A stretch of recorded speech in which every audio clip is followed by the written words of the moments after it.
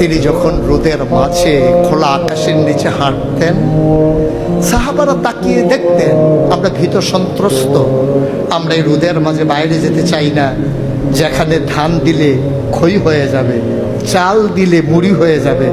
প্রচন্ড গরমের মাঝে তিনি হাঁটেন কেমনে?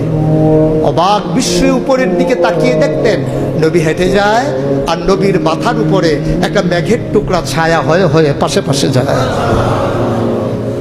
এবড়ো থেবড়ো পাথরগুলোর উপর দিয়ে আমার নবী যখন হাঁটতেন, পাথরের কোনা বের হওয়া পাথরে সবাই হাঁটতে ভয় পেতেন, অথচ নবী সেই এবড়ো থেবড়ো পাথরের উপর দিয়ে হেঁটে যেতেন।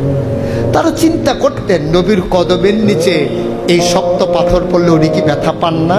পরীক্ষা করার জন্যে পেছনে পেছনে অনেকেই দৌড়াতেন। দৌড়ে দৌড়ে নবীর কদম মুবারকের নিচে যে পাথর পড়ে গিয়েছিল ওরা হাতে তুলে দেখতেন নবীর কদমের সম্মানে শক্ত পাথর তুলার মতো নরম হয়ে গেছে। এ নবী আমার, এ নবী আপনার নবী, এ নবী আমাদের নবী। আমরা প্রাউড ফিল করি।